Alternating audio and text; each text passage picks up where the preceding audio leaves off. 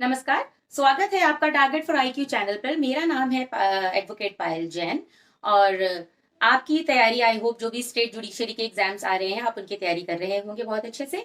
और आप आज मैं आपसे बहुत ही क्रूशियल इन्फ्लुएंशियल टॉपिक के बारे में बात करना चाहती हूँ जो मेंस के पॉइंट ऑफ व्यू से हर एक स्टेट जुडिशरी के लिए बहुत इंपॉर्टेंट है। और जनरली इसका मेंस में या एमसीक्यूज प्री में भी कभी कभी जनरल नॉलेज के तौर पर पूछ लिया जाता है। तो उस टॉपिक का नाम है PIL, शॉर्ट फॉर्म है, और पूरा नाम है इसका पब्लिक इंटरेस्ट लिटिगेशन। तो ये पब्लिक इंटरेस्ट लिटिगेशन क्या है? तो इससे पहले मैं आपसे दो केसेस के बारे में बात करती हूँ जिससे आपको थोड़ा सा क्लिक करेगा कि भाई PIL का एक है क्या, ये जनरल इसका क्या ऑब्जेक्ट है। तो आपने सुना होगा ताजमहल के बारे में, which is termed as eternal symbol of love and which was almost destroyed by pollution until a lawyer by the name of MC Mehta, MC Mehta का नाम सबने सुना होगा, who filed a PIL seeking direction from the honorable court to direct authorities to take steps to stop pollution।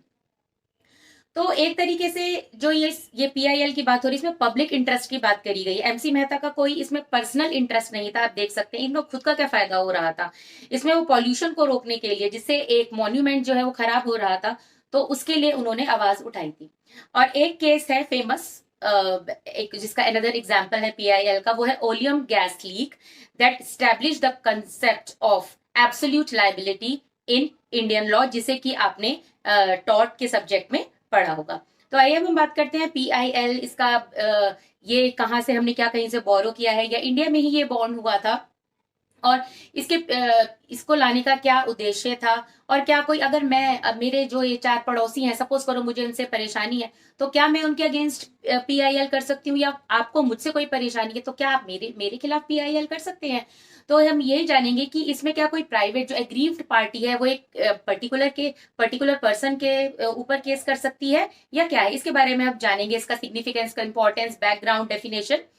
तो ये PIL का जो ये मैं टॉपिक लेकर आई हूँ ये बहुत ही इंपॉर्टेंट है। इसके पॉइंट्स आप प्लीज कंसाइज फॉर्म में थोड़े से नोट कर लीजिएगा, जिससे कि आपको मेंस में हेल्प मिलेगी। तो पब्लिक इंटरेस्ट लिटिगेशन जो है ये हमने बोरो किया है अमेरिकन जुरिस्प्रूडेंस से। ये यूएस का कॉन्सेप्ट है जहां पे वो ये डिजाइन किया गया था टू प्रोवाइड लीगल रिप्रेजेंटेशन। किसको लीगल रिप्रेजेंट करने के लिए? जो कि अनप्रेजेंटेड ग्रुप्स थे, अनरिप्रेजेंटेड ग्रुप्स, जिनको कोई भी रिप्रेजेंटेटिव ही नहीं मिलता था, कि उन्हें पता ही नहीं है उन्हें राइट्स का, कि उनके राइट्स का हनन भी हुआ है या इसकी कहीं रेमेडी भी है। तो उन लोगों के लिए ये डिजाइन किया गया था। और ये अनरिप्रेजेंटेटिव ग्रुप कौन से हैं? जैसे कि द पुअर, रेशियल माइनॉरिटीज, और ये और उन सिटीजन्स ने भी किया जो कि कंसर्न थे ओवर इन्वायरमेंट से जो रिलेटेड जो भी इश्यूज जनरेट होते हैं, ग्लोबल वार्मिंग हो गई है वो, तो इसके लिए भी PIL जो है वो पब्लिक इंटरेस्ट लिटिगेशन फाइल की जाती है। तो आइए अब समझते हैं कि PIL जो है क्या। It refers to litigation undertaken to secure public interest and demonstrates the availability of justice to socially disadvantaged people। एक तो पब्लिक इंटरेस्ट को सिक्योर करने के लिए, उनको बचाने के लिए, पब्लिक इंटरेस्ट को सिक्योर करने के लिए, और ये दिखाने के लिए कि उनके पास भी जस्टिस अवेलेबल है। किन लोगों के पास? टू सोशली डिसएडवांटेज पीपल, जो डिसएडवांटेज पीपल है, जो पुअर है, जिनको अपने राइट्स का पता ही नहीं है, तो उनके लिए ये पब्लिक इंटरेस्ट लिटिगेशन है। और पब्लिक इंटरेस्ट लिटिगेशन अगर ये टॉपिक आता है तो आप कोशिश कीजिएगा एक कोट से इसकी शुरुआत कीजिए, जो कि इसके कॉन्सेप्ट को एक दो लाइनों में क्लियर कर दे कि what is the topic is going to about. जैसे कि इसमें मैंने एक कोट यूज की है, PIL is the one space within law in which you can shape the law to ensure that ultimately justice is done। PIL को आप एक स्पेस कह सकते हो जो कि लॉ में उसको एक स्थान दिया गया है, जिसमें कि आप लॉ को शेप अप कर सकते हो। पब्लिक इंटरेस्ट लिटिगेशन जो है कोई स्टैट्यूटरी इसके प्रोविजंस एज सच नहीं गिवन है कि कहीं पे इसके सेक्शंस है या रूल्स है या ये ऐसे कुछ भी नहीं है। तो यहाँ पे आप लॉ को शेप अप कर सकते हो ये इंश्योर करने के लिए, क्योंकि फाइनली जो कोर्ट में जाने का जो हमारा ऑब्जेक्टिव है, लॉ का जो पर्पस है वो क्या है कि justice should be done, justice होना चाहिए। तो ये उस पर्पस को फुलफिल करता है।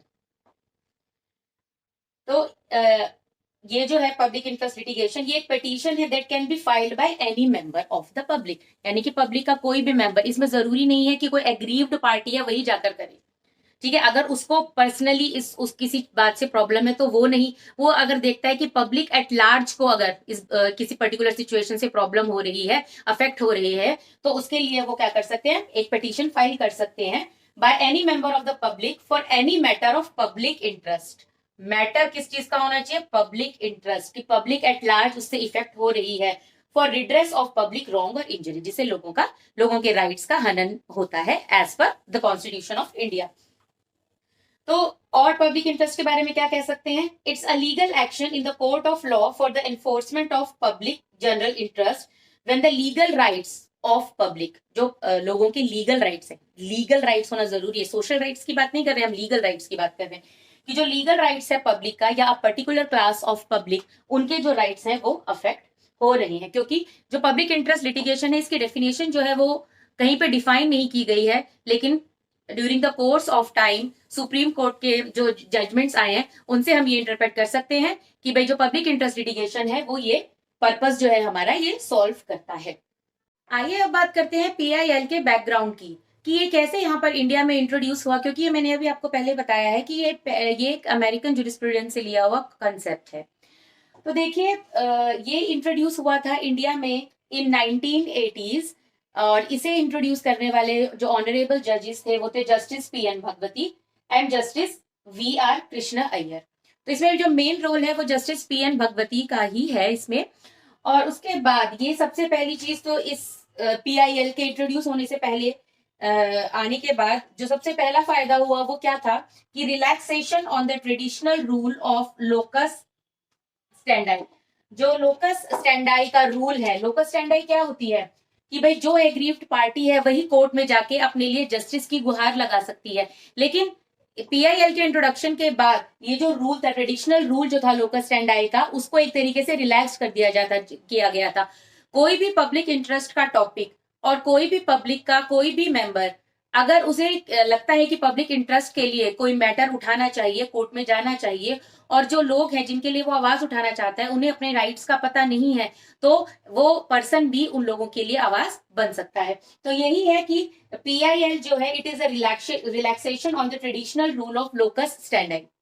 अब इसका एक एग्जाम्पल देखते हैं कि अच्छा इसके बारे में और बताती हूँ लोकस स्टैंडाई के बारे में, क्योंकि 1980 से पहले हमारी जो इंडियन जुडिशरी है उसमें यही था कि जो हमारे जो सुप्रीम कोर्ट ऑफ इंडिया है और जो भी हमारे ट्रायल कोर्ट्स हैं उसमें यही रूल था कि भाई लिटिगेशन जो है वही वाली एंटरटेन की जाएगी जहां पे जो पार्टीज हैं जो अफेक्ट हुई हैं वही आकर केस करेंगी। लेकिन इसको अब रिलैक्सेशन दे दी गई थी पीआईएल के इंट्रोड्यूस होने के बाद।